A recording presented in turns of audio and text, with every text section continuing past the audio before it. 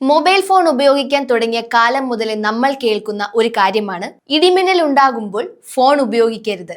ഉപയോഗിക്കുന്നവർക്ക് ഇടിമിന്നൽ ഏൽക്കാൻ സാധ്യതയുണ്ട്. നമ്മുടെ നാട്ടിൽ വലിയ തോതിൽ തെറ്റായി വിശ്വസിക്കുന്ന ഒരു കാര്യമാണ് ഇടിമിന്നൽ ഉണ്ടാകുമ്പോൾ മൊബൈൽ ഫോൺ ഉപയോഗിക്കുന്നത് അപകടകരമാണെന്നുള്ളത്. യഥാർത്ഥത്തിൽ മൊബൈൽ ഫോണിൽ സംസാരിച്ചുകൊണ്ട് തന്നെ നമ്മളോ ഉപകരണങ്ങളോ മിന്നലേറ്റ് നശിക്കില്ല. നമ്മുടെ കയ്യിലുള്ള മൊബൈൽ ഫോൺ ഒരു ലോ പവർ വൈദ്യുതകാന്തി ഉപകരണമാണ്. അതിൽ നിന്ന് പുറപ്പെട്ട തരംഗങ്ങൾ മിന്നലിനെ ആകർഷിക്കാൻ ശേഷിയുള്ളതല്ല. നമ്മൾ കാണുന്ന പ്രകാശം പോലും വൈദ്യുത കാന്തിക തരംഗമാണ്. അതുപോലെയാണ് മൊബൈൽ ഫോണിൽ നിന്നുള്ള തരംഗങ്ങളും. മിന്നൽ എന്നത് മേഘക്കൂട്ടത്തിൽ രൂപപ്പെടുന്ന ഇലക്ട്രിക്കൽ ചാർജിന്റെ വലിയ തോതിലുള്ള ഡിസ്ചാർജ് ആണ്.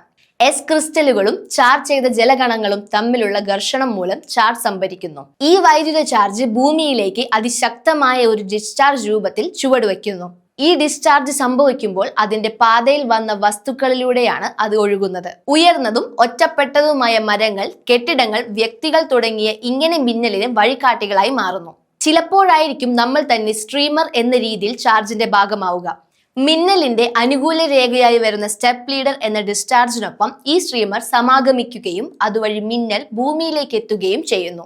അതുകൊണ്ടാണ് കുന്നിലും ഉയർന്നതുമായ തുറന്ന പ്രദേശങ്ങളിലും നിൽക്കുന്നവർക്കാണ് ഏറ്റവും കൂടുതൽ അപകടം സംഭവിക്കുന്നതും ഇടിമിന്നലിൽ മരങ്ങളും തെങ്ങുകൾക്കുമെതിരെ പതിവായി വരികയും ചെയ്യുന്നത്.